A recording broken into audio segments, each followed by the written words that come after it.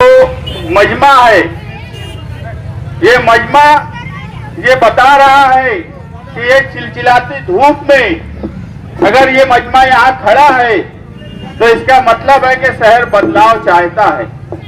शहर 25 साल की इस मिलीजोड़ जो दोनों तरफ से ऐसे ऐसे फितने छोड़े जाते हैं जिसका शहर की तामीर और तरक्की से, कौम के दबदबे से कोई ताल्लुक नहीं होता। इसलिए ये मजमा, मैं ये मानता हूं कि ये मजमा बदलाव चाहता है इस शहर में। और आप यकीन करो कि कुसुम्बा रोड से इस्लामाबाद से हम सैलानी चौक, नया पूरा शहर जो है ये कहीं ना कहीं बदलाव की तरफ है। कुछ लोग कहते हैं कि गुरुवार उनका घर है, मगर मैं आपको यकीन दिलाता हूं कि गुरुवार वार्ड में अब हमारे साथ जो लोग जुड़ रहे हैं ये साबित करता है कि गुरुवार वार्ड इस मर्तबा जैसे पहले निहाल साहब के लिए यहाँ पे नौजवान और यहाँ के लोग लड़ा करते थे, उसी तरह गुरुवार वार्ड का रिजल्ट आएगा। और हम भी गुरुवार वार्ड में लीडर बनाना चाहते हैं कि यहाँ के लोग ही यहाँ लीडर बने। और ये गुरुवार वार्ड जो बड़े रुस्तम, दबंग, ये यहाँ पे जो लीडरी करते हैं, ये जब चाहेंगे मौजूदा एमएलए के खिलाफ हो जाएंगे, जब इनकी मर्जी रहेंगी तो ये मौजूदा एमएलए के साथ चले जाएंगे। ये अपने मतलब से साथ में है। ये गुरुवार वार्ड के लिए नहीं है। 5 साल का अरसा हो गया यहाँ गुरुवार वार्ड के लोग मौजूद है। शमशेर दादा मुझे बताओ, 5 साल में मौजूदा एमएलए गुरुवार वार्ड में कब आए? कभी आए कभी? लेकिन यहाँ पे जो लीडरी कर रहे हैं ये अपने मतलब से आप लोगों को बेच देना चाहते हैं। ये गुरुवार वार्ड के लोगों की तकलीफ के लिए नहीं गए हैं। अरे जो लोग 5 साल मुखालफत करते हो और इलेक्शन के वक्त वो ये समझते हैं कि किसी को हमारी जो मर्जी होगी हम वो करेंगे। अरे तुमने 5 साल तक इस्लामाबाद में रहते हो, 5 साल तक तुमने जिस आदमी की मुखालफत की, 5 साल तक जिसके बारे में ये बोला कि ये नाकारा है, और 5 साल के बाद उसमें क्या ऐसा दिख गया कि जब इलेक्शन करीब आ गया तो वो अच्छे हो गए। अरे आकर गुरुवार वार्ड की आवाम जिनकी लीडरी करते हो, अपने आप को बोलते हो कि हम यहाँ के लीडर हैं, उस आवाम से तो एक बार पूछे होते कि आप क्या चाहते हो, जो आज के एमएलए हैं हम उनके साथ जाएं कि नहीं जाएं। अगर ये सवाल करने के लिए वो यहाँ पर आए होते तो मुझे नहीं लगता कि गुरुवार वार्ड की आवाम एक मर्तबा भी बोली होती कि तुम उनके साथ जाओ, क्योंकि ये अपने मतलब के लिए उनके साथ हैं, ये आपके लिए नहीं है। इसलिए आपको सोचना है कि आपके लिए कौन है। अवाम की जमहूरियत जो है वो अवाम की मर्जी से चलती है, किसी लीडर के फैसले से जमहूरियत नहीं चलती। अवाम की वोट कोई चाहेगा कि आकर बेच दे, 5 साल गाली भी दे, 5 साल बुरा भला भी बोले और उसके बाद आकर वो अच्छे हो जाए, तो ऐसा हो नहीं सकता। आप उनसे पूछिए कि आप मौजूदा एमएलए में क्या अचानक खूबी देख लिए जो उनके साथ चले गए। जब 5 साल वो गलत थे तो आज क्यों सही हो गए? आप ये सवाल उनसे करिए और उसके बाद आप फैसला कीजिए कि आपको क्या करना है। शुक्रिया। गुरुवार वार्ड की तरफ है।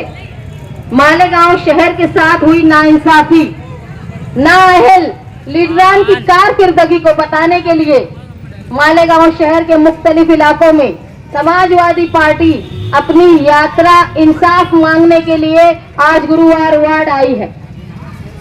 हमारा मकसद मालेगांव शहर के साथ जो नाइंसाफी हुई, हमको जिस तरह का हमारे साथ सुलूक हुआ, शहर के मशरिकी हिस्से में जिस तरह की नाअहली और यहाँ के नुमाइंदे जिस तरह मंत्री के मुर्गे बने रहे, ऐसे तो स्टेज पे बड़ी बहादुरी की बातें करते हैं, लेकिन फिरका परस्तों के सामने उनका मुंह नहीं खुलता।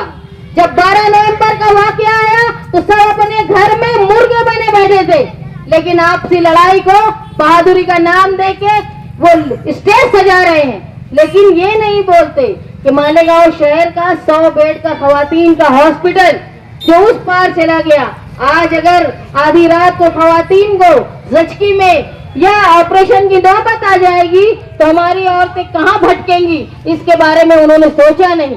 आज लाडली बहन योजना में जो औरतों को अकाउंट में चेक करना और अपने अकाउंट में पैसा आया है क्या, इसकी मालूमात लेने के लिए आधी रात से शहर के दूसरे इलाके में जाकर बैठना पड़ता है।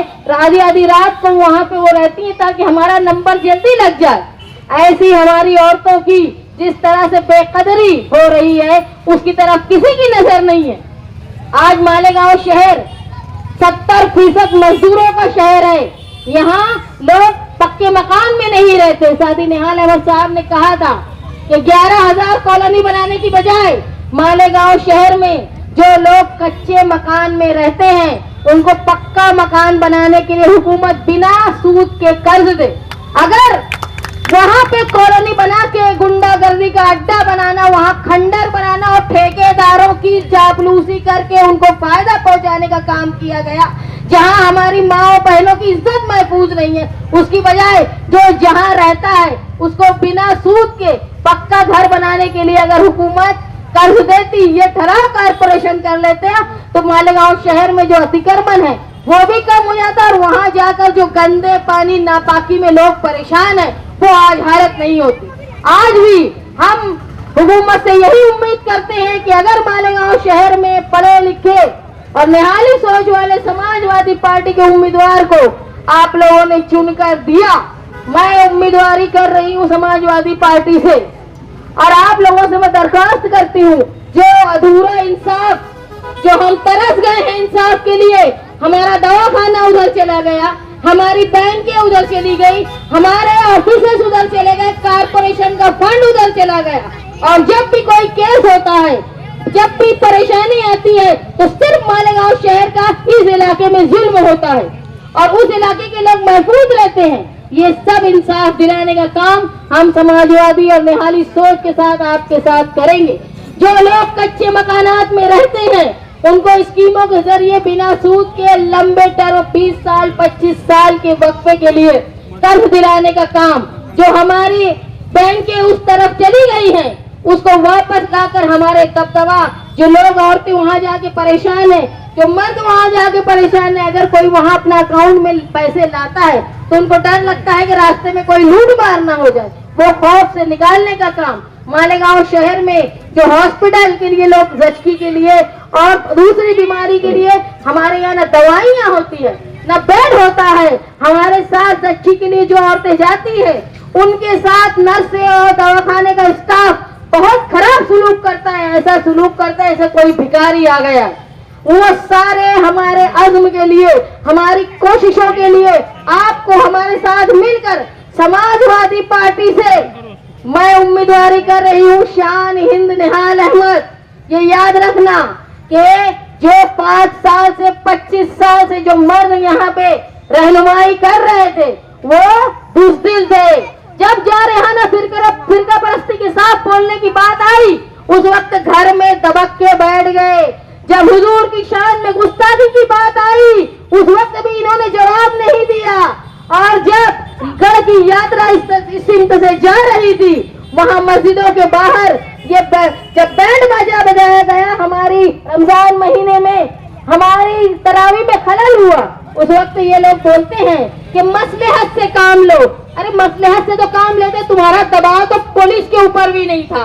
पुलिस को तुम बोलते कि मस्जिदों के सामने ये बैंड बाजे वालों को मत रुकने दो, लेकिन इनकी आदत है जो पुलिस के सामने मुंडी हिलाते हैं उनके मुर्गे बने रहते हैं, जिस तरह ये मंत्री के सामने मुर्गे बने रहते हैं। मालेगांव शहर में जो इंसाफ हुआ है उसका जवाब देने का, जो नाइंसाफी हुई है उसका जवाब देने का मौका आने वाला असेंबली इलेक्शन। मालेगांव शहर का एक बड़ा तबका मजदूर है जो अगर कोई हादसे का शिकार हो जाता है, तो इनको या कोई बीमारी का शिकार हुआ तो इलाज करने के लिए भी बहुत मुश्किलात का सामना करना पड़ता है।